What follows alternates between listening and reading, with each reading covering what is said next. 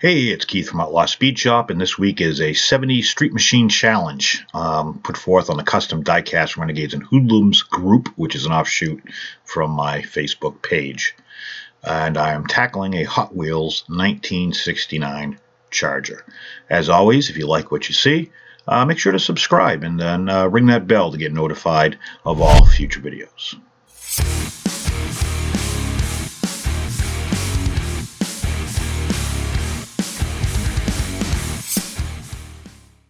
So I wanted to participate in this challenge, and everybody seemed to be doing 69 Chargers, and I was going to do like a Nova or something like that, but I had a customer of mine that wanted a 69 Charger, so I asked him if I could kill two birds with one stone and in turn what he wanted into a 70s Street Machine, and he didn't care, so I went ahead and decided to go ahead and give it a whirl. And, there's a lot of horrible things about the 70s. A lot of car styling really wasn't all that great. Disco really sucked.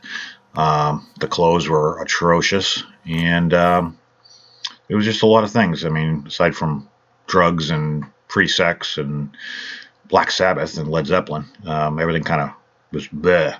But anyways, I decided to kind of go full blown here. And I have a pair of slotted aluminum mags, polished, that I felt would be a perfect fit for this, bigs and littles. Believe it or not, this is probably the first time ever that the wheels I have actually fit perfectly, and I didn't have to make axle tubes. So I was winning right here and there on the spot. So the big thing with me is I wanted to kind of, I had to show actual restraint this time. I wanted to go a little crazy, but I kind of held back a little bit. So after I stripped the car, and I don't know what kind of paint they put on this one, but this one was horrible to strip. I ended up doing it twice because I had to sand it down after I tried. The first time it didn't work, so it was really, really thick, heavy clear coat on it, so, or whatever kind of paint that they use. So after I stripped it, I used my wire brush. I'll use a pick to go through, and clean out the doors, door jambs, any kind of body lines, hoods, deck lids, stuff like that, just to make sure I'm getting all the paint out. And B, a lot of times there's some imperfections in there, and they don't all, it's not even all the way around. So by doing a pick, I'll tend to clean it out a little bit and scribe it at the same time. So one of the most tackiest things that were done in the 70s is T-tops. Yes, T-tops. And yes, I am going to make this a T-top car. So I'm pretty much going to hack this roof off in sections. What I'm doing is I'm just kind of lining up what I want to do, where I want to cut.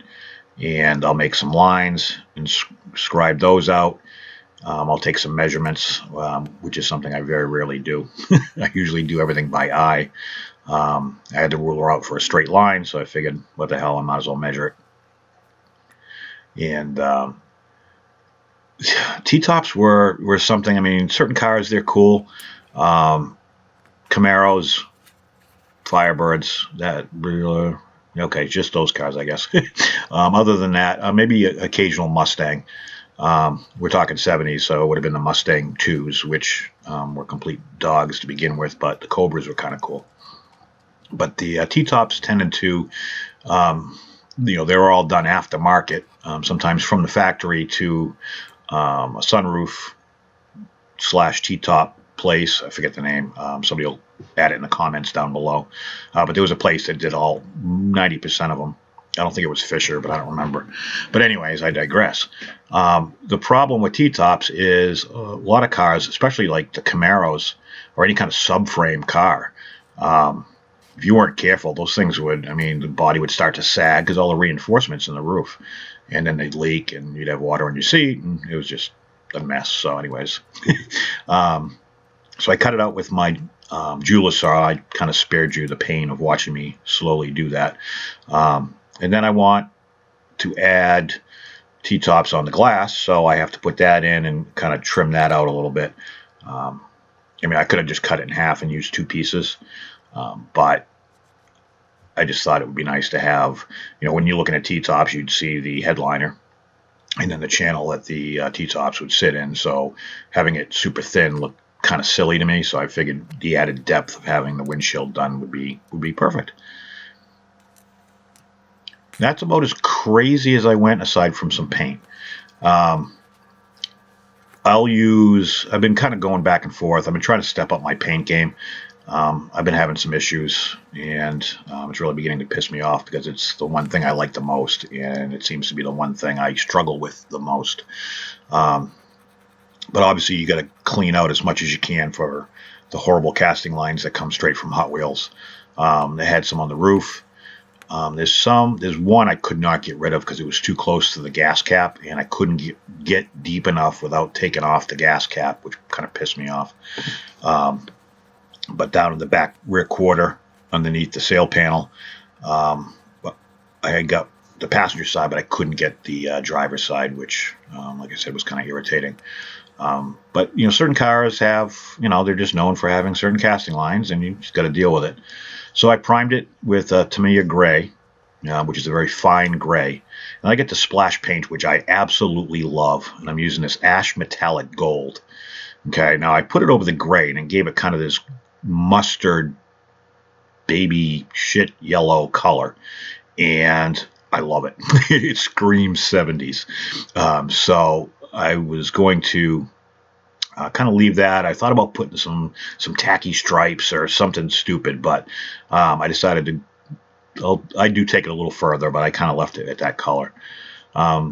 The base and chassis I paint with the Citadel Chaos Black, which just comes in a spray can, and it's awesome. It's like a satin finish. It here is really good, and I love it for chassis, and I've actually painted some cars with it and then clear coated over it, and it's awesome. So I'm doing the oil pan. I'll do some detailing underneath just to make it pop a little bit. There's not a lot. It's like the middle of the car. There's nothing. So I'll do the exhaust tips.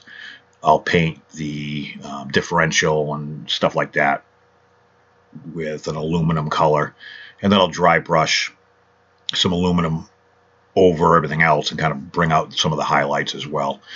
So there really wasn't, unfortunately, there's not a lot under there to work with. It's just wide open with all the text for Hot Wheels and the make of the car and where it was made and all that crap. So, but yeah, this was kind of a fun project because it's hard for me to show, like I said, to show restraint. And I thought about it. I mean, I was going to go crazy with this thing. Fender flares and spoilers, and I thought about it, but it was just one of those things that I think it would have ruined the effect. I kind of look at this as like a day, well, not a day 2 car, but maybe a month 2 car. So after you buy it, you send it out, you get the T-tops done, you paint it a wild color, you jack it up, put some air shocks under it. You go to Radio Shack and you buy your Pioneer Super Tuner 3 with auto reverse tape deck and your Jensen triaxle speakers, and you huck them in the back, and all that kind of stuff. Actually, that would have been the 80s, but anyways, I'm showing my age. 70s was a little bit before my time, so an 8-track, excuse me, so you can play your Commodores. But excuse me, I'm doing some detailing here on the front with the headlights. I'll throw a wash in the grill to kind of bring out some of the black. But yeah, this was, I've been doing a lot of projects lately that I've been having a lot of fun with, and I've got some coming up that are going to be freaking amazing. I'm cutting cars into like 10 pieces and making like rat rods out of them. I've got a 57 Chevy I'm doing that with, and a 59 El Camino, I believe. So it's going to be pretty cool. And that's the kind of stuff I really, really enjoy. I get into it. It takes me a little longer, but in the end, it's tough because with YouTube, you feel like you have to put out a video every Wednesday, every Saturday. So you tend to rush things, and I'm getting tired of doing that. So I may cut it back to one video a week, but make it a much better product. But anyways, you guys are listening to me ramble on as usual. I took the windshield here, and I'm just painting the headliner black, or what I'm going to call the headliner, from what I cut out. But if you guys get a chance and you're into customizing and you're trying, I got this Facebook group is a really it's a really great group of guys. It's their community essentially. I put it together, but just everybody's so nice and friendly, and everybody's helpful, and there's no egos, which is really great. So if you just go to the Outlaw Speed Shop Facebook page, the group is linked, so you can. It's closed, so you have to ask, but it's not hard. The only thing is, I think the only rule is really just don't be a douche. So if you're into customizing or you want to start, that would be the place to go. Just a really good group of guys. So you see here, I'm doing detailing, and I'm using a range. I got everything. I've got everything from Model Masters paint to paint pens from Gundam stuff. I've got Citadel paints, pens, everything. So here's, I kind of dry fit the car just to see what it was going to look like. And right now it's just a flat paint, which the splash paints do not have a gloss look. But I'm going to take my Cosmic Sparkle from Auto Air Colors, Create Tex, and I just sprayed the metallic on as heavy as I could. It's hard to see here. You'll see it in the end when I show you all the pictures once the clear coat's on, which it's on right here. I detailed the interior with some wood grain. I put the speakers in the back there. But yeah, this was a fun project. I really enjoyed this one. I hope you guys do as well. So huge shout out to my Patreon members. The ones with the YouTube icons are linked down below. They all have channels. Please check them out and help support the diecast community as well. So this is what I started with: a bare bones, ugly 1969 Charger from Hot Wheels with a huge amount of paint on it, but a pretty decent shine. And this is what I ended up with. I really hope you guys enjoy this. Stick around, watch all the pictures and the videos, and leave me some comments about it, and I will catch you on the next one.